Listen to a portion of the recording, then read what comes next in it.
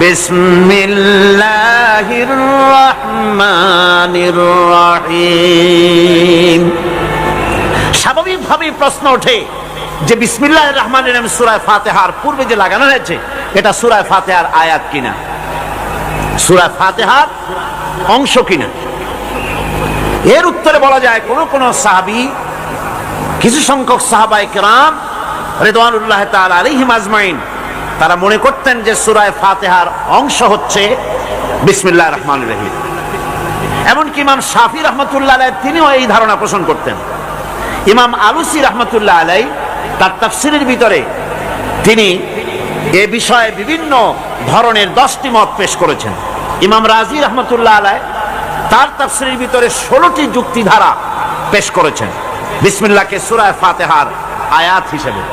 কিন্তু ইমাম আলুসি রাহমাতুল্লাহ আলাইহি তিনি বহু প্রমাণ দিয়ে, দলিল দিয়ে প্রমাণ করেছেন যে এটি সূরা ফাতিহার আয়াত নয়, এটি বিচ্ছিন্ন আরেকটি আয়াত যা কোরআনে কারীমের মধ্যে সূরা আন-নামলের ভিতরে আল্লাহ রাব্বুল আলামিন এটাকে উল্লেখ করেছেন। সুতরাং সূরা ফাতিহার অংশ এটি নয়। অবশ্য সূরা তাওবায় প্রত্যেক সূরায় যে বিসমিল্লাহ লাগানো হয়েছে এটা আল্লাহ পাকের হুকুমে। কার হুকুমে লাগানো হয়েছে? আল্লাহ পাকের হুকুম অনুযায়ী প্রতিটি সূরার প্রথমে বিসমিল্লাহির রহমানির রহিম লাগানো হয়েছে, ব্যতিক্রম শুধু সূরা তাওবা। একজন মানুষকে যদি কোরআনে কারীমকে খতম করতে হয় তো একেবারে পুরাপুরি 114 বার বিসমিল্লাহির রহমানির রহিম পড়তে হয়। এই বিসমিল্লাহির রহমানির রহিম যখন প্রথম নাজিল হয় কোরআন, তখন আল্লাহ রাব্বুল আলামিন এভাবে নাজিল করেছিলেন, ইকরা বিসমি রাব্বিকাল্লাযী খালাক, পড়ো তোমার রবের নামে। তো রবের নাম নিয়ে পড়া হচ্ছিল। এরপরে সেটা কি? সেটা এসে গেল বিসমিল্লাহির রহমানির রহিম।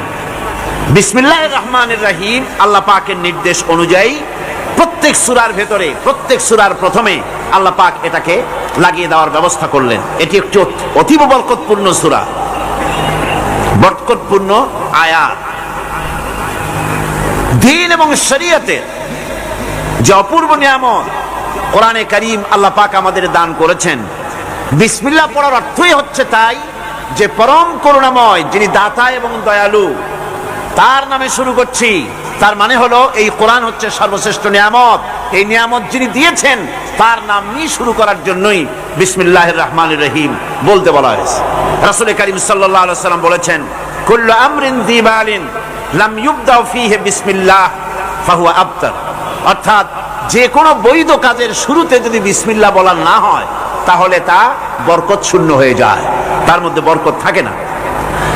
বর্তমানে আমাদের দেশে এক শ্রেণীর লোকেরা এই বিসমিল্লাহির রহমানির রহিমকে অনুবাদ করার এক কুপ্রথা চালাবার অপপ্রচেষ্টা চালাচ্ছে। অনুবাদে দোষ কিছু নাই, অনুবাদে দোষ কিছু নাই। কোরআনে কারীম বোঝার জন্য খুব ভালো করে লক্ষ্য করবেন, কোরআনে কারীম বোঝার জন্য যে কোনো ভাষার আশ্রয় আপনি গ্রহণ করতে পারেন। আপনি ইংরেজিতে বুঝুন, আপনি উর্দুতে বুঝুন, আপনি আরবিতে বুঝুন, আপনি বাংলায় বুঝুন, কোনো আপত্তি নাই।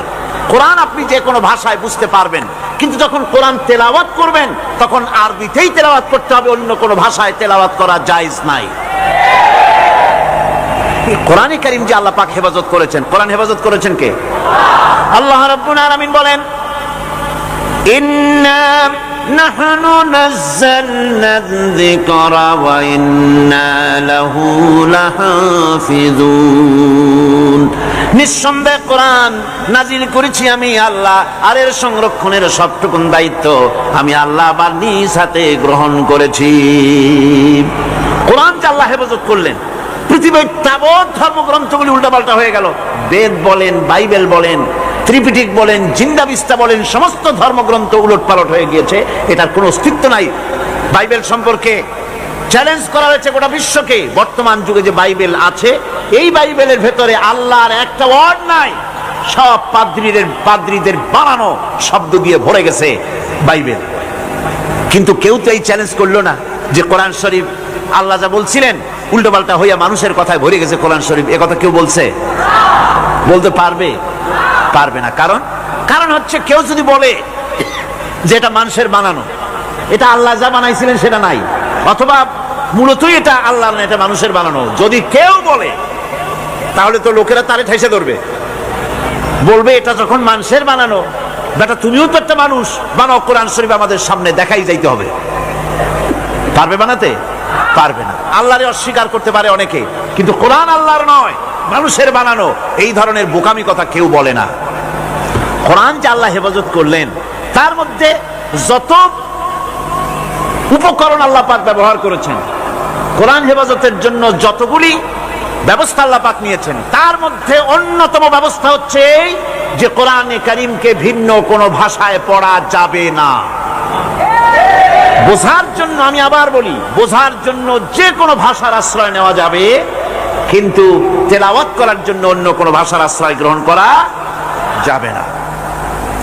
পার্লামেন্টে যখন বাজেট পেশ করা হলো, অর্থমন্ত্রী তিনি বাজেট পেশ করলেন, শুরু করলেন পরম করুণাময় আল্লাহর নামে শুরু করছি, এভাবে উনি ওনার বাজেট বক্তব্য রাখলেন। বাজেটের উপরে আলোচনার সময় বরাদ্দ হলো ৩৯ ঘন্টা। সেই ৩৯ ঘন্টায় দলের অংশীদারিত্বের রেশিওর উপরে ভিত্তি করে আমি পেলাম ২৫ মিনিট। এই ২৫ মিনিট বাজেটের আলোচনায় আমি বললাম, মাননীয় অর্থমন্ত্রী একজন মুসলমান মানুষ, উনি কেন পরম করুণাময় আল্লাহর নামে শুরু করছি বললেন, উনি বিসমিল্লাহির রহমানির রহিম বলতে পারলেন না কেন? প্রশ্ন করলাম। আমি আলোচনা অগ্রগামী হলাম, আমি বলতে থাকলাম। আমি বললাম, অনুবাদ যদি করতে হয় তাহলে তো অনেক কিছুর অনুবাদই করা প্রয়োজন। দলের নাম পাল্টান, আপনারা যারা ক্ষমতায় আছেন, এটা ইংরেজি এবং আরবি মিলানো, নামগুলি সব পাল্টান, অনুবাদ করে বলেন। তা তো বলা হচ্ছে না, শুধু বিসমিল্লাহর বেলায় অনুবাদটা কেন করা হচ্ছে, কারণটা কি? কোরআনে কারীমের ১১৩টি সূরার ১১৪টি সূরার ১১৩টিতেই বিসমিল্লাহ আল্লাহ পাক শিরোনাম দিয়েছেন, আর ১১৪ আল্লাহ পুরো করেছেন সূরা নামলের ভেতরে আরেকবার বিসমিল্লাহির রহমানির রহিম বলে। আমাদের সংবিধানের দ্বিতীয় লাইন হচ্ছে বিসমিল্লাহির রহমানির রহিম। এই কথাটা আমরা কেন বলতে পারলাম না? আমরা তো অসংখ্য শব্দ ব্যবহার করি আমাদের বাংলা ভাষার মধ্যে। আমাদের বাংলা ভাষা হচ্ছে, আমি বলেছি পার্লামেন্টে, এটা সমুদ্রের মতো, অসংখ্য বিদেশি শব্দ, অবাঙালি শব্দ আমরা এর মধ্যে জায়গা করে দিয়েছি। যেমন ধর্মীয় ব্যাপারে নামাজ, রোজা, হজ, যাকাত, আখিরাত, রিসালাত, বেহেশত, দোজখ, ফেরেশতা, বিবাহের ব্যাপারে আকীদা, আকিকা, কি বলে আকিকা, ওয়ালিমা, এই শব্দগুলি আমরা ব্যবহার করি কিনা বলেন? ব্যবহার করি কিনা? বিচার বিভাগে আমরা ব্যবহার করি আদালত, মুনসেফ, ওকিল, মুখতার, মুসেলকা, নালিশ, জামিন, ফৌজদারি, তারপরে ফরিয়াদি, এ ধরনের অসংখ্য শব্দ, কিস্তি, দস্তখত, ইজারাদারি, অসংখ্য শব্দ আমরা ব্যবহার করি। খাদ্য বিভাগে ব্যবহার করি পোলাও, কোরমা, বিরিয়ানি, জর্দা, ফিরনি, কাবাব, পোলাওদানি, সুরমাদানি, আতরদানি, অসংখ্য শব্দ ব্যবহার করি। এরপর আমি স্পিকারকে লক্ষ্য করে বললাম, মাননীয় স্পিকার, আপনি বসে আছেন চেয়ারে, আমি বসে আছি চেয়ারে, বসছিলাম, এখন তো দাঁড়ায় কথা বলছি। আমরা তো কেউ বলি না যে আমরা কাষ্ঠ আসনে বসে আছি, আমরা তো চেয়ারে বসছি। চেয়ারটা তো ইংরেজি শব্দ। ইংরেজির চেয়ারে বসে ইংরেজি টেবিলের উপরে উর্দু কাগজ রেখে আরবি কলম দিয়ে লিখি। ইংরেজির প্লেটে ভাত খাই, ইংরেজি গ্লাসে পানি খাই, ইংরেজি কাপ পিরিসে তার ভিতরে চা রেখে এরপরে আমরা চা খাই, চা পান করি, গ্লাসের মধ্যে উর্দু পানি রেখে সেই পানি আমরা পান করি। এগুলির তো আমরা বাংলা তালাশ করি না, আবার তালাশটাও উর্দু শব্দ।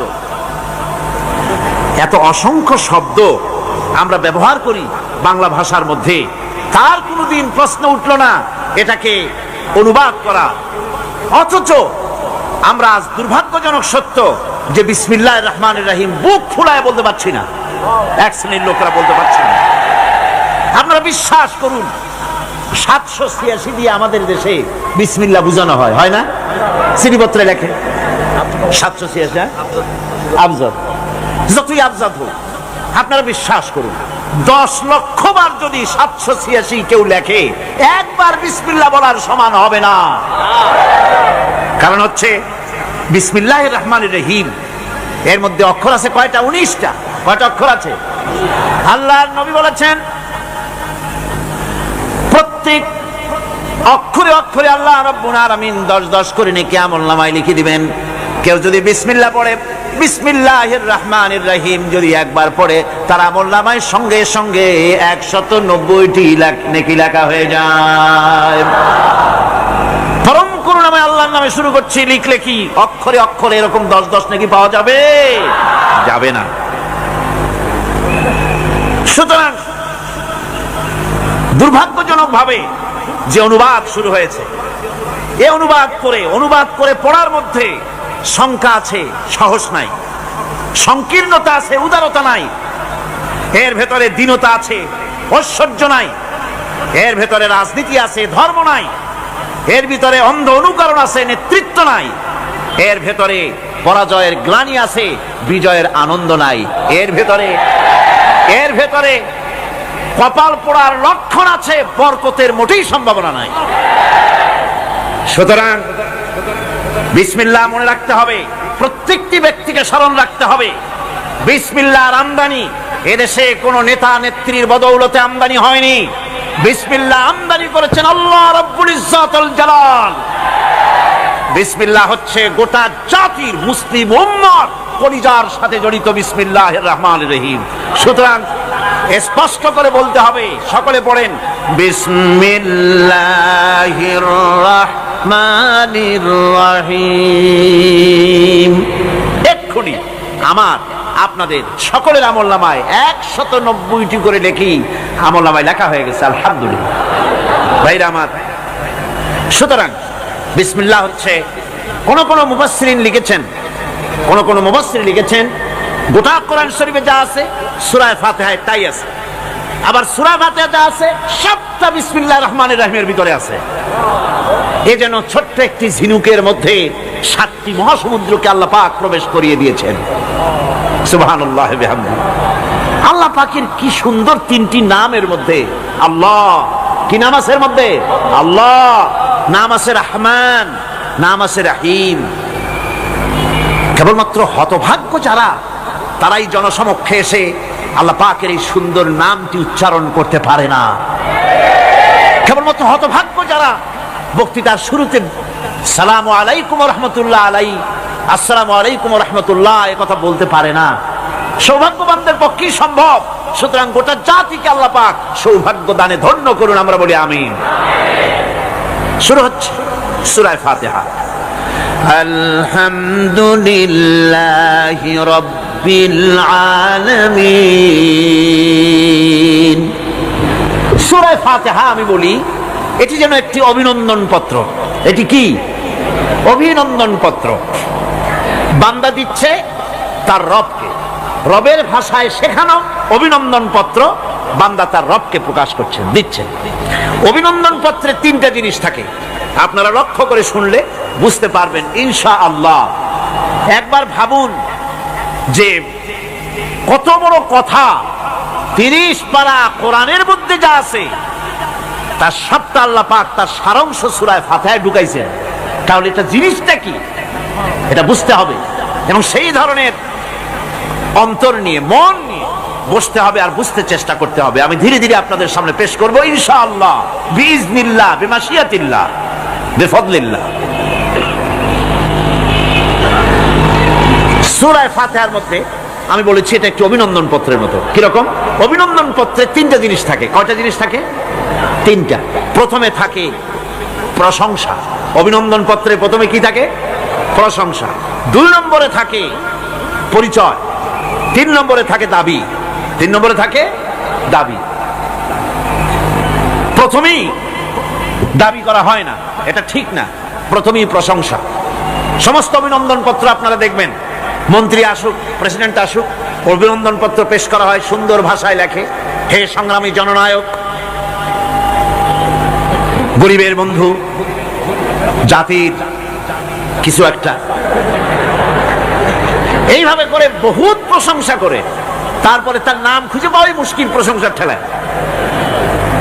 আপনার আগমনী বার্তায়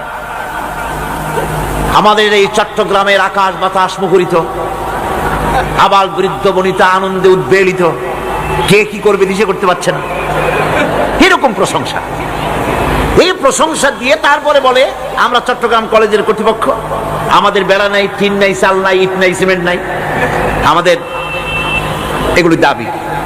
তাহলে প্রথমে গেল প্রশংসা, 2 নম্বরে পরিচয়, 3 নম্বরে দাবি। মূলত এই ভদ্রতা প্রথমে কেউ বলে না, মন্ত্রী সাহেব চিটাগং এ আসছেন তো আমাদের দাবি না মিটাইয়া ঠ্যাং আস্ত নিয়ে ঢাকা ফিরতে পারবেন না, এরকম বলে নাকি? এরকম বললে কিছুই পাওয়া যাবে না। মূলত এই যে ভদ্রতা, এই শালীনতা, এই শিষ্টাচার শিক্ষা দিয়েছে আল কোরআন। সুবহানাল্লাহ। বান্দাকে কিছু চাইতে হবে, আর চাওয়াটা শিখাইছেন কে? আল্লাহ। কে শিখিয়েছেন? বান্দাকে একটা বড় জিনিস চাইতে হবে। সেই বড় জিনিসটা কি আজকে বলবো না, ধীরে ধীরে বলবো ইনশাআল্লাহ। একটা বড় জিনিস চাইতে হবে আল্লাহর কাছে। সেই চাওয়াটা কি সেটাও আল্লাহ শিখাইছেন। যেহেতু আমরা তো জানি না, বুঝি না, আল্লাহ আমাদের কত মেহেরবান, তার কত দয়া, আমাদের শিখাই দিচ্ছেন কেমনে প্রশংসা করতে হবে, কেমনে পরিচয় দিতে হবে, আর কেমনে দাবি করতে হবে। 3টি জিনিস সূরা ফাতিহার মধ্যে আল্লাহ পাক ঢুকিয়ে দিয়েছেন। সুবহানাল্লাহ। সুতরাং বলা হচ্ছে, আল্লাহ পাক বলছেন আলহামদুলিল্লাহি রাব্বিল আলামিন। সমস্ত প্রশংসা, যাবতীয় প্রশংসা সবকিছু আল্লাহ পাকের জন্য, যিনি রব্বুল আলামিন, যিনি বহু জগতের, অসংখ্য জগতের যিনি পাল্লেওয়ালা রব, তার জন্যই সমস্ত প্রশংসা। এখন হামদ হচ্ছে প্রশংসা, এর অর্থ হচ্ছে সুন্দরের প্রশংসা। অসুন্দরের কিন্তু কোনো হামদ হয় না, অসুন্দরের হামদ হয় না। হামদ হয় কার? সুন্দরের। সুন্দরের হামদ হয়, প্রশংসা হয়। এই জন্য প্রশংসা করতে হবে আল্লাহ পাকের। কোন ফাসিকের প্রশংসা যদি করা হয় আল্লাহ পাক নারাজ হয়ে যান। আল্লাহ পাকের আরশ গোসায় থরথর করে কাঁপতে থাকে। প্রশংসা হবে কেবলমাত্র কার? আল্লাহ পাক। এবং এই প্রশংসা সবটুকু হামদের আগে আলিফ লাম লাগানো হয়েছে। এটা হচ্ছে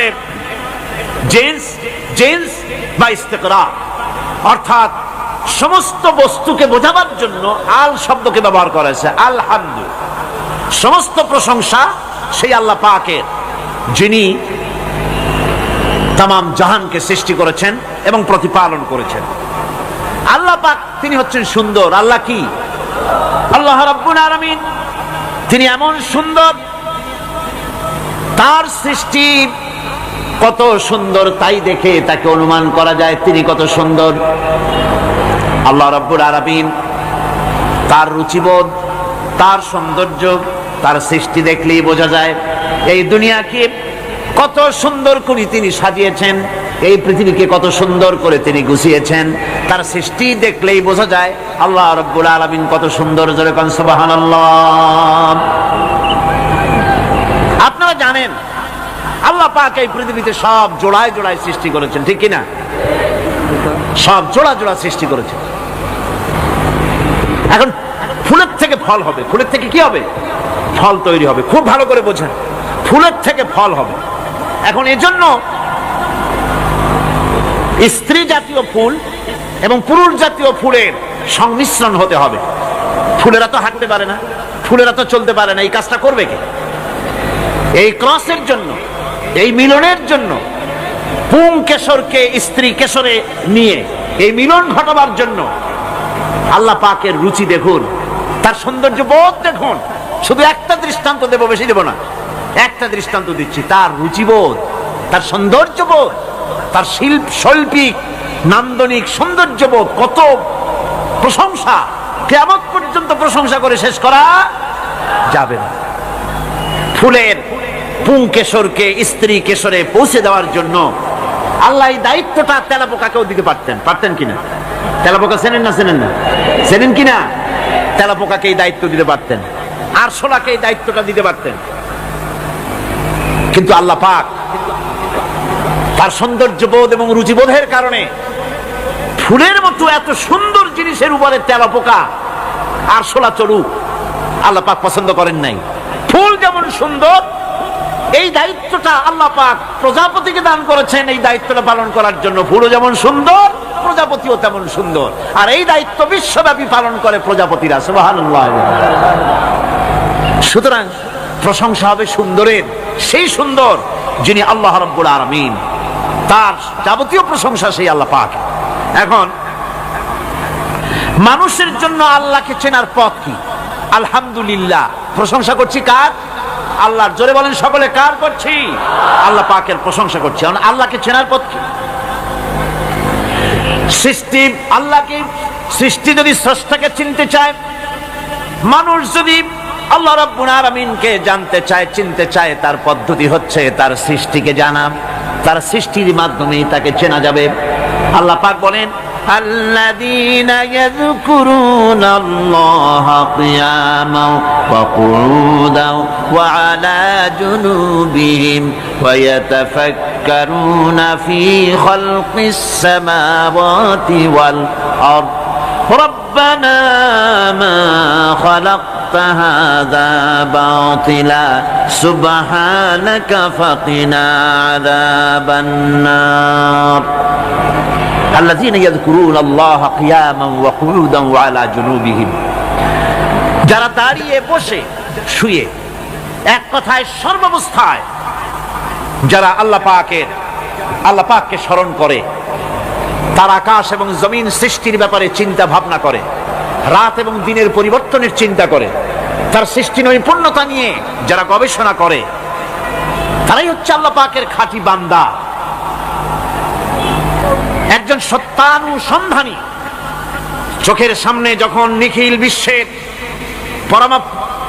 পরমাণু থেকে শুরু করে সূর্য, চন্দ্র, গ্রহ, নক্ষত্র, বিশাল আকাশ পর্যন্ত, গাছপালা, তরুলতা, সমুদ্র, মহাসমুদ্র, পশু পক্ষী ইত্যাদি যখন তার নজরে পড়ে, তখন একজন সত্যের অনুসারী ব্যক্তি, একজন সত্যের অনুসন্ধানী ব্যক্তি, তার মুখ থেকে বেসাক্তা স্বতঃস্ফূর্ত ভাবে নিজের অজান্তে মুখ থেকে যে শব্দটা বেরোয়, সে শব্দটা হচ্ছে আলহামদুলিল্লাহি রাব্বিল আলামিন। সমস্ত প্রশংসা হচ্ছে ওই আল্লাহ পাকের, যিনি এগুলিকে সৃষ্টি করেছেন। আর তিনি কোনো কিছু কি বেকার সৃষ্টি করেন নাই, খামোখা সৃষ্টি করেন নাই। প্রত্যেকটির পেছনে রয়েছে বিরাট বিরাট উদ্দেশ্য। এখানে মানুষের সবচাইতে বড় ভ্রান্তি, মানুষের সবচাইতে বড় ভুল, সেটা হলো এই, দুর্ভাগ্যজনক ভাবে সকল সৌন্দর্যের মহাশিল্পী আল্লাহ পাককে মানুষ ভুলে যায়। তারা প্রশংসা করে নদীর, প্রশংসা করে নারীর, নারীর অঙ্গ প্রত্যঙ্গ নিয়ে তারা কবিতা লেখে, নারীর সৌন্দর্য নিয়ে কবিতা লেখে, সাহিত্য রচনা করে, সূর্য নিয়ে, চন্দ্র নিয়ে, চাঁদের মায়াবী জ্যোৎস্না নিয়ে, এর সুন্দর সুষমা নিয়ে কবিতা লেখে, প্রজাপতির রং দিয়ে গান তৈরি করে, ফুলের সৌন্দর্য এবং তার সৌরভ দেখে মানুষ পাগল হয়ে যায়। এগুলির পিছনে গান, সাহিত্য ইত্যাদি কবিতা রচনা করে। কিন্তু এই সৌন্দর্য যিনি সৃষ্টি করেছেন সে আল্লাহ পাককে বেমালুম ভুলে যায়। সেই জন্যে স্রষ্টার প্রশংসা করতে হবে।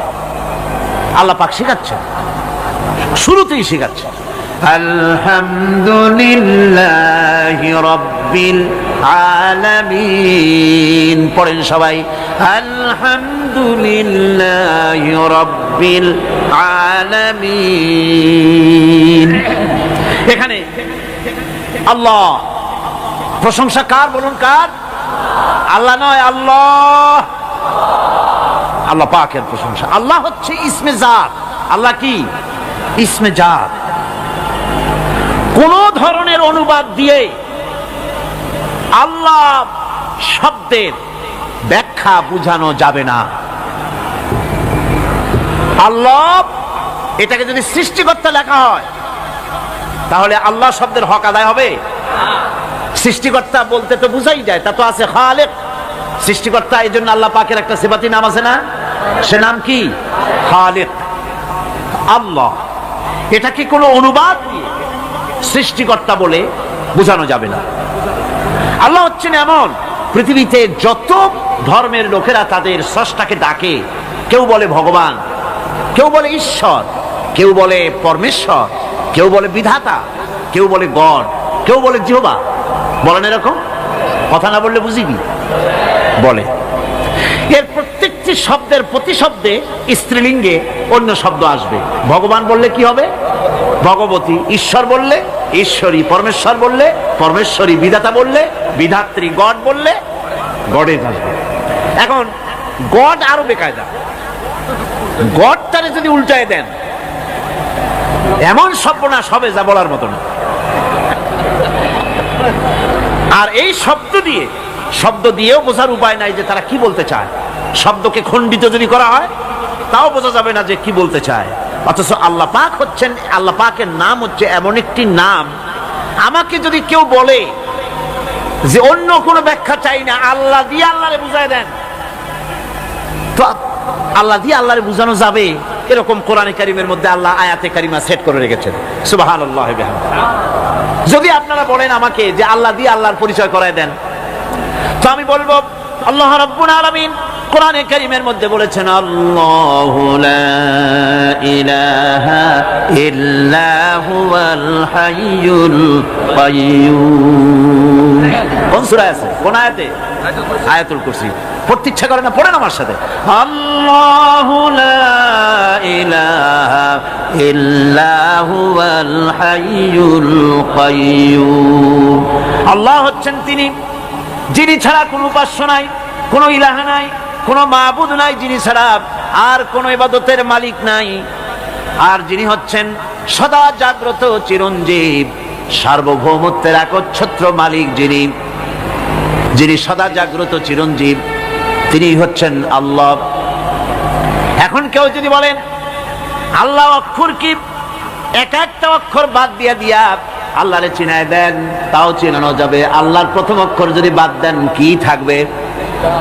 কোরআনে কারীম বলছে তা দিয়েও বোঝা যাবে। লিল্লাহি মা ফিস সামাওয়াতি ওয়া মা ফিল আরদ। আল্লাহ হচ্ছেন তিনি যার জন্য আকাশ আর জমিন, আকাশ এবং জমিনের একচ্ছত্র মালিক। এর মাঝখানে যা কিছু আছে সব কিছুর মালিকানা যার হাতের মুঠায়, তিনি আমার আল্লাহ। তিনি কে? আল্লাহ। এরপরে যদি বলেন আর একটা নাম ছেড়ে দেন, আলিফ সাল্লাম একটা নাম ছেড়ে দিলাম, তাহলে কি থাকলো? লাহ থাকলো, দুইটা অক্ষর থাকলো লাহু। এই লাহু দিয়েও আল্লাহ রাব্বুল আলামিনের সিফাতকে, তার গুণকে বোঝা যাবে। লাহু মাকালিদুস সামাওয়াতি ওয়াল আরদ। আল্লাহ পাক বলেন আসমান এবং জমিনের রিজকের চাবিকাঠি আল্লাহ পাকের হাতে, যাকে খুশি তিনি পর্যাপ্ত রিজেক দান করেন। কেউ যদি বলেন লামটাও ভালায় দেন, লামটাও ছেড়ে দেন, দিলাম নাম একটা ছেড়ে, থাকলো কি? একটা অক্ষর থাকলো হু। এই হু দিয়ে আমার আল্লাহরে চেনা যাবে। ওয়া হুয়াল গফুরুল ওয়াদুদুল আরশিল মাজিদ ফাআলুল লিমা ইউরিদ। আমার আল্লাহ হচ্ছেন তিনি যিনি ক্ষমাশীল, যিনি দয়াবান, যিনি বান্দাকে মহব্বত করেন, যিনি হচ্ছেন আরশে আজিমের মালিক। তিনি হচ্ছেন সেই মহান সত্তা যিনি যা খুশি তাই করতে পারেন। সুতরাং আল্লাহ হচ্ছেন এমন এক লফজ, এমন এক নাম, এমন এক ইসমে জাত যার কোনো বিকল্প নাই, যা অনুবাদ করে আল্লাহকে স্রষ্টা বললে এটা সারবে না, সৃষ্টিকর্তা বললে সারবে না। আল্লাহ পাকের নামের বিরাট বিশাল ব্যাপক অর্থ রয়েছে। সুতরাং আল্লাহকে আল্লাহই বলতে হবে। আল্লাহকে কি বলতে হবে? আল্লাহ আল্লাহ আল্লাহ। কত মজাই নামে, সুবহানাল্লাহ বিহামদিহি, কত মজাই নামে।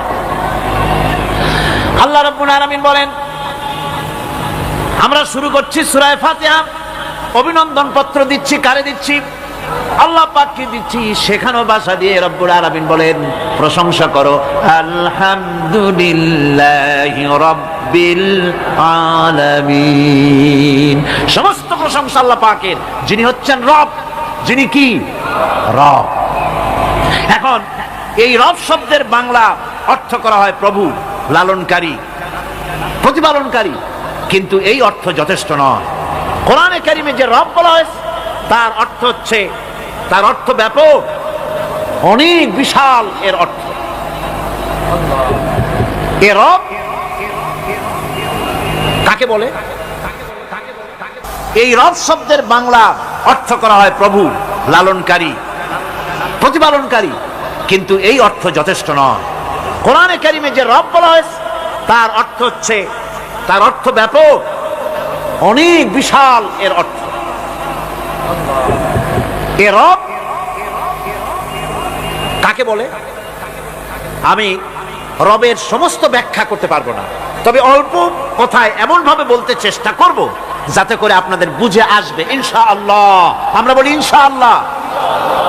এখন আপনারা যদি আমাকে প্রশ্ন করেন যে অত কথা বুঝি না, এক লাইনে এক বাক্যে বুঝাই দেন রব কাকে বলে, তাহলে আমি কথাটা এইভাবে বলবো, যাহার যখন যে জিনিসের যতটুকু প্রয়োজন তাহাকে তখন সেই জিনিস ফরিয়াদ করার আগে যিনি পৌঁছে দেন তার নাম হচ্ছে রব।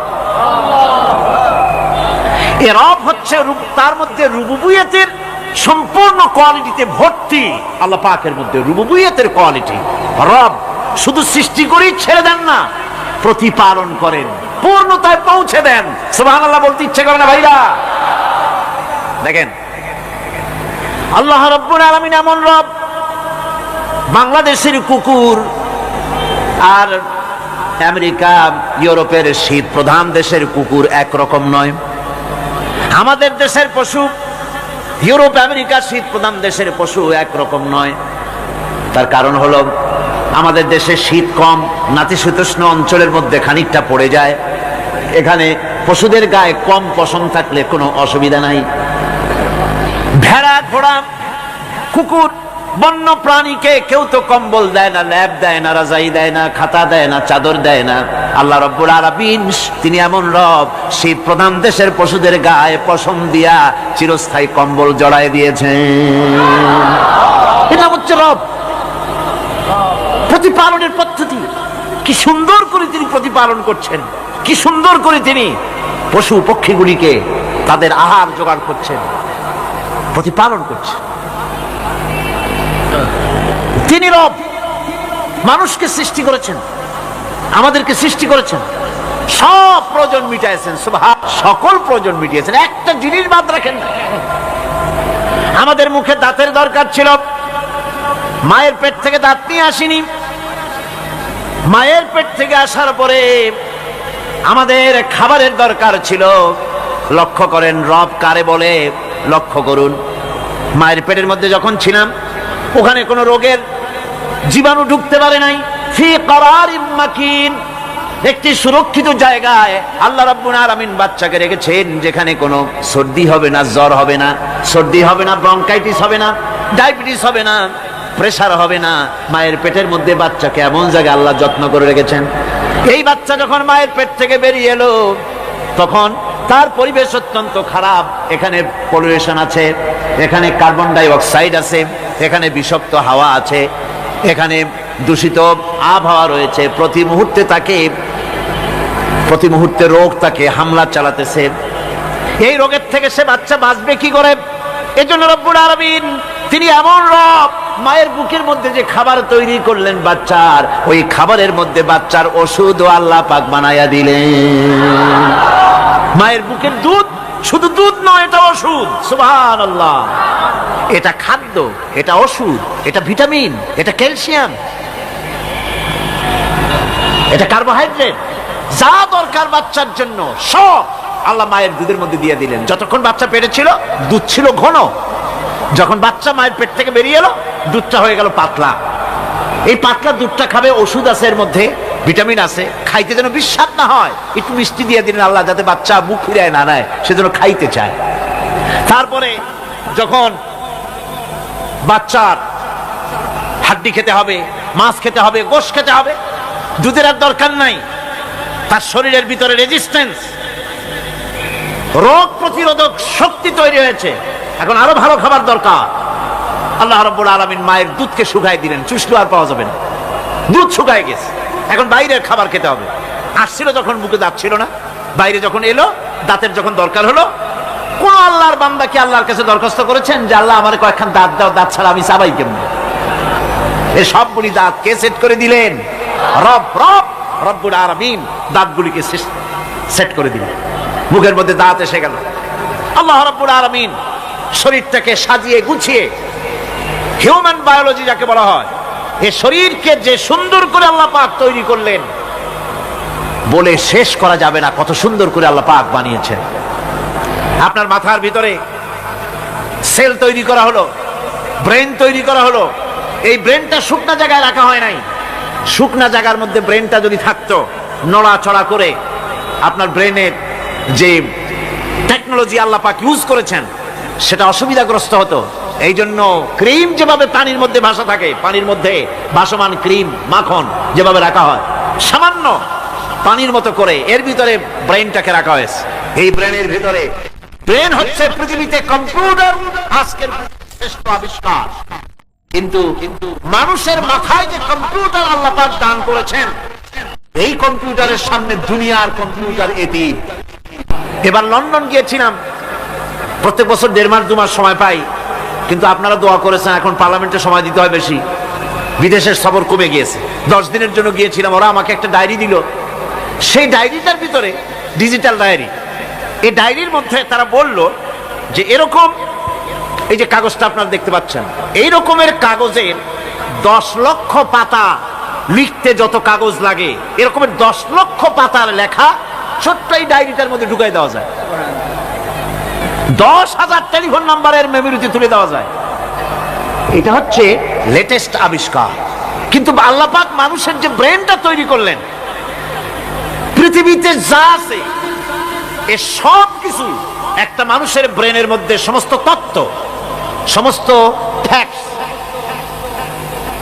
ফ্যাক্টস মানুষের মেমোরির ভিতরে ঢুকাবার পরেও আরো লক্ষ লক্ষ জায়গা বাকি থেকে যাবে, শূন্য থেকে যাবে, যা পূরণ হওয়ার নয়। এত বিশাল মেমোরি আল্লাহ পাক তার মানুষের মাথার মধ্যে তৈরি করে দিয়েছেন। সুবহানাল্লাহ বিহামদি। দেখুন অবস্থাটা কি। আল্লাহ তার মানুষকে কিভাবে, রব তাকে বলে, রব কারে বলে? সুবহানাল্লাহ বিহামদি। চোখের সামনে রাস্তা দিয়ে চলতে গিয়ে চোখের সামনে সাপ দেখলেন, চোখ দেখার কাজ করেছে। চোখ কি করেছে? দেখার কাজ করেছে। এখন কি করবেন? চোখ কিন্তু দেখে বসে থাকে নাই, চোখ দেখা মাত্রই ট্রান্সমিট করেছে ব্রেনকে। ব্রেন সাথে সাথে অ্যাকশন নিতে বলেছে হাতকে আর পাওকে। হাতে লাঠি থাকলে পিটাও, লাঠি না থাকলে পাকে বলেছে দৌড় মারো। এই যে সাপ দেখলো, চোখ এটাকে পাঠাই দিল ব্রেনকে, ব্রেন পাঠাই দিল অ্যাকশনে হাতে আর পায়ে। এতে কিন্তু 1 সেকেন্ড সময় লাগে নাই, 1 সেকেন্ডের কয়েক লক্ষ ভাগের 1 ভাগের ভিতরেই মানুষ অ্যাকশনে এসে গিয়েছে। সুবহানাল্লাহ। এর নাম হচ্ছে রব। এর নাম কি? তার অফুরন্ত সৃষ্টি, অফুরন্ত সৃষ্টি। মানুষের হার্ট তৈরি করেছেন, চোখ তৈরি করেছেন। চোখে কিন্তু আমরা নেগেটিভ দেখি। চোখে আমরা কি দেখি? নেগেটিভ দেখি। এই নেগেটিভটা চোখ ক্যাচ করে ব্রেনের ভিতর থেকে পজিটিভ হয়ে কে বের করে দেয়? সুবহানাল্লাহ বিহামদি। কানে অসংখ্য শব্দ শুনি, কিন্তু কোন শব্দ তো জড়ায় যায় না। অসংখ্য শব্দ আমরা শুনি। যেমন রেডিও ঘুরাচ্ছেন, 9 ব্যান্ড রেডিও অথবা এর থেকেও বেশি ব্যান্ডওয়ালা রেডিও। আপনি যখন ঘুরাচ্ছেন কোন সেন্টার ধরার জন্য, অনেক সময় 4-5টা সেন্টার জড়ায় যায় না? জড়ায় কিনা? 4-5টা সেন্টার জড়ায় যায়, সর্বনাশ হয়ে যায়, কোনটা থেকে কোনটা শুনবেন। তো এইরকম করে আপনার কানের ভিতরে শব্দগুলি সব জড়াইয়া পাকাইয়া আপনার কানের মধ্যে একটা বিশ্রী আওয়াজ সৃষ্টি করে দিতে পারত। কে? স্তরে স্তরে শব্দগুলিকে শোনার ব্যবস্থা করেছে। আপনার জিহ্বার ভিতরে হাজারো রকমের স্বাদ গ্রহণ করার জন্য একটা জিহ্বায় এতগুলি টেস্ট নেওয়ার ক্ষমতা কে তৈরি করে দিলেন? আল্লাহ রাব্বুল আলামিন। সুবহানাল্লাহ বিহামদি। তিনি হচ্ছেন রব, যিনি মানুষের প্রতিপালন সৃষ্টি করেন এবং প্রতিপালন করেন, এমনি এমনি ছেড়ে দেন। এরপরে মানুষের সব প্রয়োজন তিনি মিটিয়েছেন। মানুষের জীবন ধারণের জন্য সব থেকে বড় প্রয়োজন পানি। সবচেয়ে বড় প্রয়োজন কি? পানি। জোরে কোন কি? পানি। জীবনের জন্য পানি এবং আর্দ্রতা, এই দুটি জিনিস অপরিহার্য, এছাড়া জীবন বাঁচবে না। আমরা দেখতে পাই সমুদ্র ভরা পানি মজুদ আছে। লক্ষ্য করে, সমুদ্র ভরা পানি মজুদ আছে, নদী খাল বিল ভরা পানি মজুদ আছে, কিন্তু এটাই তো যথেষ্ট নয়। রব হচ্ছেন তিনি, যিনি এই বিশাল বিশাল পানির মজুদ থেকে বাতাসকে যিনি বলেন, যিনি প্রতিনিয়ত বাষ্পীয় আকারে পানিগুলিকে সমুদ্র থেকে উত্থিত করেন, পানিগুলিকে উত্থিত করেন মহাকাশে। আল্লাহ পাক বলেন, আল্লাহুল্লাযী আরসালার রিয়াহা ফাতুসিরু সাহাবা। বাষ্প হয়ে পানিগুলি আকাশে উত্থিত হয় এবং মহাকাশে যাওয়ার পর এই পানিগুলি, লবণাক্ত পানিগুলি আল্লাহর মেশিনে সেগুলি মিষ্টি হয়ে যায়। জোরে কোন সুবহানাল্লাহ। পানিগুলি মিষ্টি হয়ে গেল। ওই মিষ্টি পানি আল্লাহ রাব্বুল আলামিন নাজিল করে দিলেন। এবার বৃষ্টি কণা কণা হয়ে পড়লো, ফোঁটা ফোঁটা বৃষ্টি। আল্লাহ খুঁজে দেখলেন বৃষ্টির ফোঁটাগুলি পৃথিবীর প্রতিটি কণা তালাশ করে তৃষ্ণার্ত কণাগুলিকে আল্লাহ পাক ভিজায় দিলেন। সেই জন্য তার নাম হলো রব। তিনি হচ্ছেন রব, প্রয়োজন মিটান। পানি সবচেয়ে প্রয়োজন বেশি, সেই পানি আল্লাহ পাক এভাবে সরবরাহ করলেন। জমিনের চারিদিকে নদী নালা রেখেছেন, জমিনকে আর্দ্র করেছেন, জমিনের ভিতরের পানি মিষ্টি করেছেন। টিউবওয়েল মারলে পরে, পাম্প করলে পরে ভিতর থেকে মিঠা পানি আল্লাহ পাক বের করে দেন। সুবহানাল্লাহ। এই মিষ্টি পানির ব্যবস্থা করেছেন। এরপরে তিনি ওই আল্লাহ পাক মিষ্টি পানির ব্যবস্থা করে বৃষ্টির মাধ্যমে পৃথিবীতে ফসল উৎপাদনের ব্যবস্থা করে দিলেন। পাক কোরআনে কারীমের মধ্যে বলেছেন, ওয়াজআলনা মিনাল মাই কুল্লা শাইইন হাই। পানি দ্বারাই আমি সব বস্তুকে সজীব রাখি। বৈশিষ্ট্যের দিক থেকে পানির রয়েছে অনেক গুণ, আশ্চর্য গুণ। পৃথিবীর ৭৫% হচ্ছে পানি। আকাশ থেকে অর্থাৎ চাঁদ থেকে যখন চাঁদে ভ্রমণকারীরা যখন ছবি তুলেছে, তো সেই ছবিতে ব্লু রঙে এসেছে বেশি, সবুজ এসেছে কম। সবুজ হলো গাছপালা, আর ব্লু হচ্ছে পানি। সমুদ্রের পানির রং হচ্ছে নীল। মানুষের শরীরের ভিতরে ৬০% পানি, গাছের মধ্যে রয়েছে পানি। পানি ছাড়া পৃথিবীর বাঁচার কোনো পথ নাই। আবার দেখেন, প্রচন্ড শীতের কারণে, ঠান্ডার কারণে যেসব এলাকায় তাপমাত্রা হিমাঙ্কের নিচে এসে যায়, সেই সব দেশে সমুদ্রের পানি আর দরিয়ার পানিগুলি বরফ হয়ে যায়। এই বরফ যখন হতে থাকে, তখন পানি তার নিজের তাপকে নিচের দিকে ছুটতে থাকে। উপরের তাপ বরফ হয়ে যায় ঠান্ডা, আর নিচে তাপ বিচ্ছুরিত করে দিয়ে পানির ভিতরে যত জলজ প্রাণী আছে আর উদ্ভিদ আছে, সবগুলিকে বাঁচায় রাখার ব্যবস্থা আল্লাহ রাব্বুল আলামিন এভাবে করে থাকে। এবার আল্লাহ রাব্বুল আলামিন বলছেন, এই পানি ছাড়া মানুষ বাঁচে না, প্রাণী বাঁচে না। পানি এমন এক জিনিস, এমন এক নিয়ামত আমি দান করলাম। আল্লাহ পাক বলেন, কুল আরাআইতুম ইন আসবাহা মাউকুম গাওরান ফামান ইয়াতিকুম বিমাইন মাইন। বলো দেখি, সবে শুকাইয়া যদি যায় এই জমিনের পানি, তাহলে হেথায় তটনির ধারা কে দিবে সবারে আনি। এই পৃথিবীর নদী নালা, খাল বিল, জমিনের আভ্যন্তরীণ দিকে পানিগুলি যদি আমি আল্লাহ রাব্বুল আলামিন শুকায় দেই, তাহলে আমি আল্লাহ ছাড়া এমন কে আছে যে নতুন করে আবার পানির আমদানি করে দিতে পারে? আছে কেউ? আজ পানির শূন্যতা আমাদের দেশে দেখা যাচ্ছে। পানি আস্তে আস্তে কমে যাচ্ছে, আস্তে আস্তে পানি শেষ হয়ে যাচ্ছে। কি কারণে শেষ হচ্ছে এবং কি হলে পানি পাওয়া যাবে পরে বলা যাবে ইনশাআল্লাহ। তো জীবন ধারণের জন্য যেমন পানির প্রয়োজন, জীবন ধারণের জন্য তেমন বাতাসেরও প্রয়োজন। পানি ছাড়া তো কিছু সময় চলতে পারে, পানি এবং খাদ্য ছাড়া কিছু সময় চলতে পারে, কিন্তু বাতাস ছাড়া তো এক মুহূর্ত চলে না। ঠিক কিনা?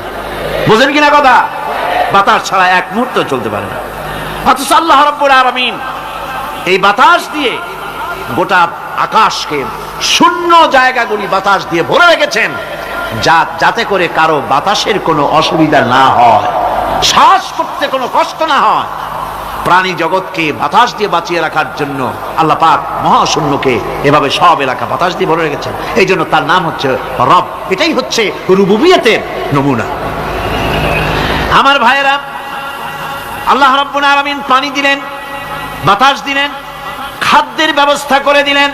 শস্য শ্যামল এলাকায় আল্লাহ পাক সব জায়গাগুলিতে শস্য শ্যামল হোক অথবা উষর ধূসর মরুভূমি হোক, সারা পৃথিবী জুড়ে আল্লাহ রাব্বুল আলামিন খাবারের দস্তরখান বিছায় রেখেছেন। وما من دابة في الأرض إلا على الله رزقها। এই পৃথিবীর বুকে এমন কোন বিচরণশীল জীব নাই যেই জীবের রিজকের দায়িত্ব আমি আল্লাহ আমার নিজ হাতে গ্রহণ করি নাই। জোরে বলেন সুবহানাল্লাহ। সব রিজেক আমি ছড়াই রেখেছি বিশ্বজুড়ে সর্বত্র। আল্লাহ পাক বলছেন فَلْيَنْظُرِ الْإِنسَانُ إِلَى طَعَامِهِ أَنَّا صَبَبْنَا الْمَاءَ صَبًّا ثُمَّ شَقَقْنَا الْأَرْضَ شَقًّا فَأَنبَتْنَا فِيهَا حَبًّا। আল্লাহ পাক বলছেন মানুষের উচিত নিজ খাদ্যাদির দিকে লক্ষ্য করা, নিজের খাদ্যের দিকে লক্ষ্য করা। যেহেতু এই খাদ্য প্রতিদিন তার সামনে আসে, এদিকে তার লক্ষ্য করা উচিত। আমি প্রথমে জমিনের উপরে পানি বর্ষণ করি, পরে জমিনকে দীর্ণ বিদীর্ণ করি, এরপরে জমিনের ভিতরে উর্বরা শক্তি আমি দান করি। কে বলতেছেন এই কথা? আল্লাহ পাক বলছেন। এরপরে আমি নানান জাতের ফসল ফলন তোমাদের জন্য আমি দান করে দেই। খাদ্যের দিকে নজর করতে এই জন্য আল্লাহ পাক বলেছেন মানুষ চতুর্দিক থেকে তো চোখ ফিরাতে পারে, মুখ ফিরাতে পারে, কিন্তু খাদ্যের দিকে তার নজর করতেই হয়। সকালে, দুপুরে, বিকালে, রাত্রে সব সময় তার সামনে খাবার আছে। আল্লাহ পাক বলেন খাবারের দিকে একটু নজর করো, কেমন ভাবে কি সুন্দর করে খাবারগুলি তৈরি করে দিয়েছি, শুরু কিভাবে হলো, পরিপক্ক কিভাবে হলো, সেদিকে তোমরা লক্ষ্য করো। সে লক্ষ্য তো করা নাই, সমানে খায়, বিসমিল্লাহ বলেন, আলহামদুলিল্লাহ বলেন, পাইকারি দরে খাইতেই থাকে। আল্লাহ পাক বলছেন খাদ্যাদির দিকে লক্ষ্য করো। এই যে চাউল তোমরা খাচ্ছ, আটা খাচ্ছ, গম খাচ্ছ, মাছ খাচ্ছ, গোশ খাচ্ছ, তাম পৃথিবীর সমস্ত বিজ্ঞানীরা একত্রিত হয়ে একটা চাউল বানাইতে পারবে? জোরে কোন পারবে? না পারবে। পারবে প্লাস্টিকের চাউল খাবে আর কলেরা হয়ে মরবে। পৃথিবীর সমস্ত বিজ্ঞানীরা একত্রিত হয়ে একটি চাউল বানাতে পারবে না, একটা ডিম বানাতে পারবে না। পারবে একটা ডিম বানাতে? পারবে না। বিজ্ঞানীদের প্রশংসা আমরা করি, হ্যাঁ করি, বিজ্ঞানীরা অনেক কিছু বিশ্বকে উপহার দিয়েছে, কিন্তু মূল রবের কাছে আমরা যাই না, তাকে চিনতেও পারি না, সেখানে যাই না। বিজ্ঞানীরা কি করেছে? আল্লাহর বানানো জিনিসগুলি তারা ডিজাইন করেছে। ডিজাইন করতে তো নিষেধ নাই, আর ডিজাইন করাই যায়, সৃষ্টি করতে পারে না। বিজ্ঞানীরা সৃষ্টি করে নাই, ডিজাইন করেছে। কিরকম? আল্লাহ পাক চাউল তৈরি করেছেন। চাউল তৈরি করেছে কে? বলেন না সবাই। এখন আপনারা সেই চাউল দিয়ে পিঠা বানান, পায়েস বানান, সেই চাউল দিয়ে ভাপা পিঠা, আরো কি যেন খায় চট্টগ্রামে রস দিয়া, ওটা কি কয়? দই পিঠা নাকি? ধোঁয়া পিঠা। সেইভাবে করে আপনি ডিজাইন তৈরি করছেন। আটা দিচ্ছে, আল্লাহ পাক আটা তৈরি করেছেন, গম দিয়েছেন, এই আটা দিয়ে গোলগোল্লা তৈরি হচ্ছে, এর দ্বারা রুটি তৈরি হচ্ছে, এর দ্বারা অসংখ্য রকমের সিমাই টিমাই ইত্যাদি দিয়ে, লাচ্ছা সিমাই, নানান রকমের সিমাই আপনি ডিজাইন করেন, অসুবিধা নাই। আল্লাহর তৈরি করা কাঠ দিয়ে ফার্নিচার তৈরি হচ্ছে, টেবিল হচ্ছে, চেয়ার হচ্ছে, গুষ্টি শুদ্ধ হচ্ছে। আল্লাহর তৈরি করা লোহা দিয়ে মাইক হচ্ছে, স্ট্যান্ড গান হচ্ছে, ব্রেন গান হচ্ছে, তারপরে প্লেন হচ্ছে। তাহলে আমি বলতে চাইলাম, বুঝাতে চাইলাম, সমস্ত জিনিস এর স্রষ্টা কে? জোরে বলেন কে? বিজ্ঞান শুধু এগুলিকে এক জায়গায় করে অ্যাসেম্বল করেছে, এগুলিকে এক জায়গায় করে এক একটা রূপ দিয়েছে। এখানে বিজ্ঞানের কৃতিত্ব আছে ঠিক, কিন্তু আপনারাই বলেন লোহা যদি আল্লাহ তৈরি না করতেন, মাইক তৈরি হতো, রাইফেল তৈরি হতো? আর রাইফেল যদি নাই হতো তাহলে কারাগারের বন্দীগুলো মারতেন কি দিয়া? রাইফেল যদি না হতো যুদ্ধ করতেন কি দিয়ে? ঠিক কিনা? যত মারামারি ইত্যাদি যা কিছু হচ্ছে, তো শুধু মারামারির জন্যই তো আল্লাহ লোহা বানান নাই। লোহার সবচাইতে বড় প্রয়োজন হচ্ছে জমিন কর্ষণ করা, জমিন চাষ করা। এই জমিন চাষের জন্য লাঙ্গল দরকার, শাবল দরকার, খন্তা দরকার, কোদাল দরকার। এই লোহার দাম তো আল্লাহ পাক এত লোহা বেশি দিয়েছেন, যার জন্য লোহার দাম কম। সোনা কম দিয়েছেন, যেহেতু সোনার প্রয়োজনীয়তা কম, লোহার প্রয়োজনীয়তা বেশি, এই জন্য লোহা বেশি দিয়েছেন, দামটা কমে গেছে, যার জন্য আপনার আমার জন্য কিনে ব্যবহারটা সহজ হয়েছে। কথা ঠিক কিনা? বন্ধুগণ, আল্লাহ রাব্বুল আলামিন এইভাবে করে মানুষের রুবুবিয়াতটা, আল্লাহ পাকের রুবুবিয়াত হচ্ছে তিনি মানুষকে সুন্দর করে সৃষ্টি করে যা কিছু প্রয়োজন সবকিছু খাওয়াচ্ছেন, দিচ্ছেন। সে আল্লাহ পাক প্রশ্ন করছেন قل من يرزقكم من السماء والأرض أمن يملك السمع والأبصار ومن يخرج الحي من الميت ويخرج الميت من الحي। আকাশের প্রশস্ত বুক থেকে এবং জমিনের এই প্রশস্ত বুক থেকে কে রিজিক তোমাদের খাদ্যকে উৎপাদন করে, কে নির্জীব থেকে সজীবকে বের করেন, আর কে সজীবকে নির্জীবে পরিণত করেন, তিনি কে? তিনি হচ্ছেন আল্লাহ পাক। আল্লাহ পাক বলছে এই প্রশ্ন যদি তাদেরকে করা হয় তো তারা কি বলবে? আল্লাহ পাক বলেন ওয়ামান ইউদাব্বিরুল আমরা ফাসায়াকুলুনা আল্লাহ ফাকুল আফালা তাত্তাকুন। হে নবী, এদেরকে প্রশ্ন করুন, এদেরকে যদি প্রশ্ন করা হয় এই পৃথিবীর সুন্দর পরিচালনা পদ্ধতি কে করেন, তাহলে তারা এক কথায় বলবে, নিজের থেকেই বলবে আল্লাহ। কে করছেন? সবকিছু আল্লাহ। আল্লাহ পাক বলেন নবী তাহলে তাদেরকে বলেন এ কথা জানার পর, এ কথা বোঝার পরেও কেন তারা ঔদাসীন্যতা দেখাচ্ছে, কেন তারা গাফিল হয়ে যাচ্ছে, কেন তারা আল্লাহ পাককে ভয় করে তার পথের অনুসারী হচ্ছে না? যে আল্লাহ রাব্বুল আলামিন এত কিছু করছেন তিনি তার পরিচয় সম্পর্কে বলে দিচ্ছেন ফাযালিকুমুল্লাহু রাব্বুকুমুল হক ফামাযা বা'দাল হক ইল্লাদ দালাল। নিশ্চয়ই এসবের মূলে রয়েছেন তোমাদের রব, আমাদের আল্লাহ, আমাদের রব। সুতরাং উজ্জ্বল সত্য প্রকাশিত হওয়ার পর গোমরাহি ছাড়া আর কিছুই বাকি থাকে না। সুতরাং যারা সত্যের পথের অনুসরণ করতে চায় রবকে চিনতে হবে, আল্লাহ পাককে জানতে হবে এবং তাকে অনুসরণ করতে হবে, তাকে রব হিসাবে চিনতে হবে। আমার বন্ধুগণ, এটা হচ্ছে সেই রুবুবিয়াত ইলাহি যার দিকে হযরত মুসা আলাইহিস সালাম ইঙ্গিত করেছিলেন ফিরআউন যখন তাকে প্রশ্ন করেছিলেন ফামান রাব্বুকুমা ইয়া মুসা। হে মুসা, তোমাদের দুজনের রব কে? তোমাদের রব, তোমাদের প্রভু কে? তিনি জবাব দিলেন রব্বুনাল্লাযী আ'তা কুল্লা শাইইন খালকাহু সুম্মা হাদা। রব হচ্ছেন আমাদের তিনি, যিনি নাকি আমাদের প্রতিপালক, আমাদেরকে সৃষ্টি করেছেন এবং আমাদেরকে হেদায়েত দিয়েছেন, সঠিক পথের দিশা দিয়েছেন। এখানে হেদায়েত হচ্ছে, এখানে হেদায়েত শব্দের অর্থ হচ্ছে সৃষ্টি শুধু করেন নাই, তাকে চলা, তার খাদ্য অনুসন্ধানে, তাকে বেঁচে থাকার সবকিছুর উপকরণ, এর কমন সেন্স, এর সাধারণ জ্ঞান আল্লাহ পাক তার সাথে দিয়েছেন। তিনি হচ্ছে রব। আচ্ছা, একটা দৃষ্টান্ত দেই। এই হেদায়েতটা কি? এই হেদায়েতটা হচ্ছে আপনাদের বাড়িতে যদি কারো বিড়াল থাকে, বিড়াল, বিড়াল বোঝেন তো না? কি বলে এখানে? বিড়াল, বিলাই নাকি বলে? বিড়াল। এই বিড়াল যদি আপনাদের কারো বাড়িতে থাকে তো বিড়ালের প্রসবকালীন অবস্থা দেখবেন, বিড়ালের প্রসব হবে, বাচ্চা দেবে। বিড়াল তখন ঘরের মধ্যে পেরেশান হয়ে ঘুরতে থাকে, একটা নিরাপদ জায়গা খোঁজে, একটা নিরাপদ জায়গা খোঁজে।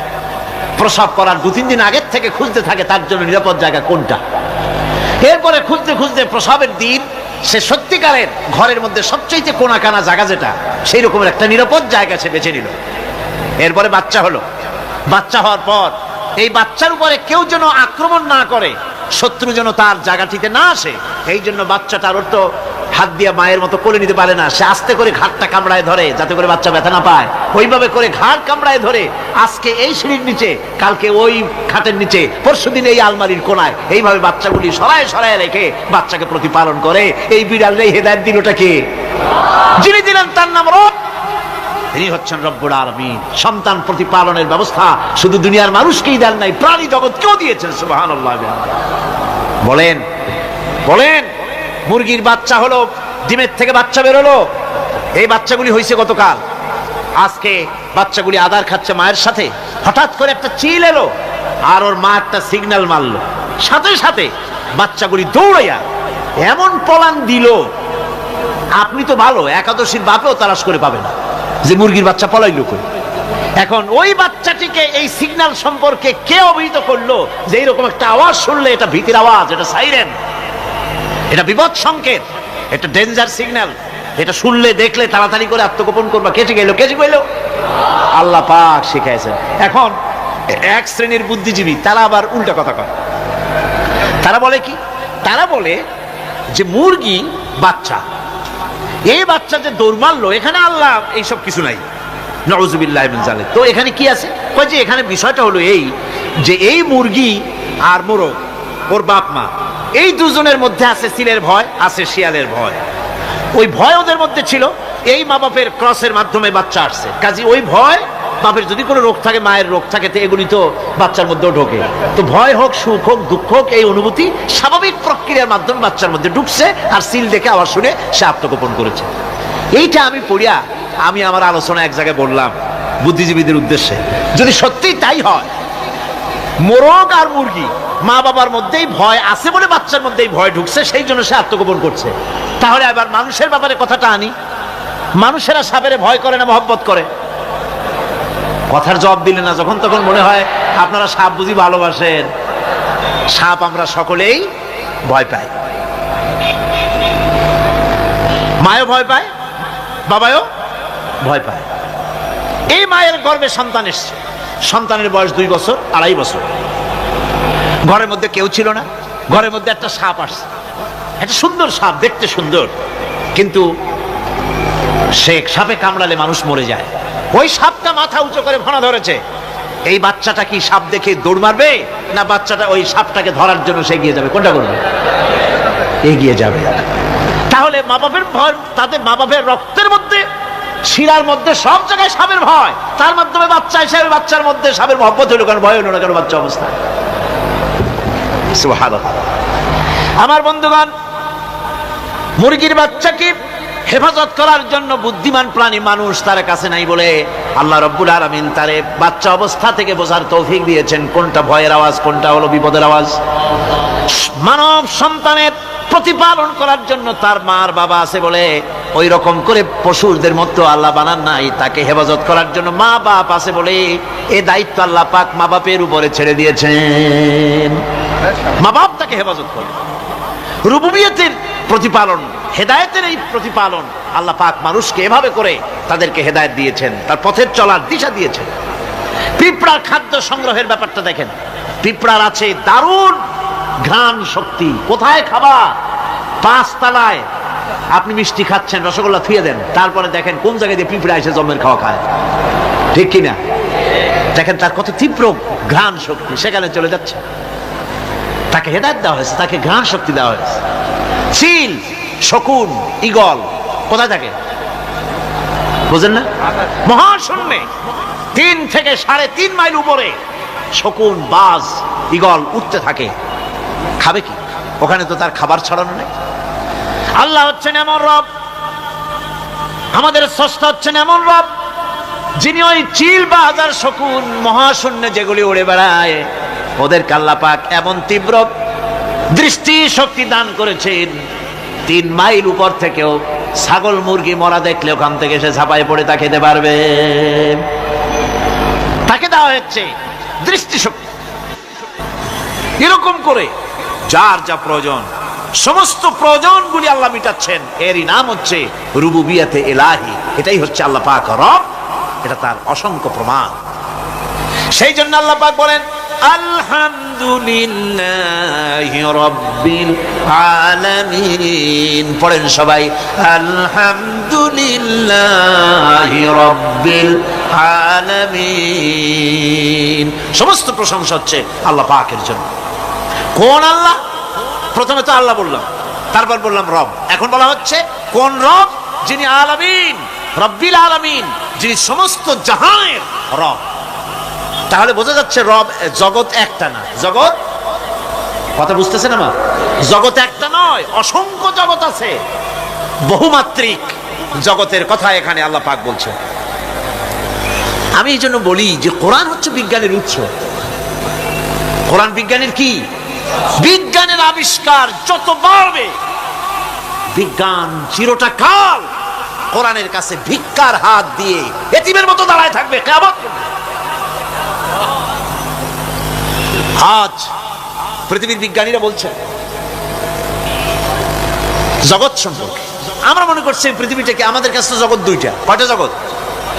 একটা জগৎ হলো এইটা, ইহ জগৎ আর পরজগৎ, এছাড়া আর কিছু জানি না। এই দুইটাই জগৎ আমাদের কাছে। এখন দেখেন বিজ্ঞানীরা কি বলছে। বিজ্ঞানীরা বলছেন সৌরজগতে শুধু আমাদের সৌরজগৎটাই শেষ না, অসংখ্য সৌরজগৎ আছে মহাশূন্যে, অসংখ্য সৌরজগৎ। পৃথিবীর প্রতি 4 বিলিয়ন মানুষ যদি এক একটা সৌরজগৎ দখল করে, তাতেও সৌরজগৎ শেষ হবে না। আরো সহস্র সহস্র বিলিয়ন বিলিয়ন সৌরজগৎ আরো ফাঁকা পড়ে থাকবে। এত সৌরজগৎ আল্লাহ সৃষ্টি করেছেন। এই মহাশূন্যে বহুমাত্রিক জগতের কথা আল্লাহ পাক এখানে বলেছেন। এই পৃথিবী একটা জগৎ, এই মাটির তলে আছে আর এক জগৎ, সমুদ্রের ভিতরে আছে পানির তলার আর এক জগৎ। আর মহাশূন্য যে কি তা আপনার মাথায় শূন্য হয়ে যাবে চিন্তা করতে করতে। এই জন্য বিজ্ঞানীরা, বড় বড় বিজ্ঞানী, এরা কিন্তু নাস্তিক হয় না। বর্তমান বিজ্ঞানীরা চিন্তা করে গবেষণা করে খেই হারিয়ে ফেলছে মহাশূন্যকে দেখে।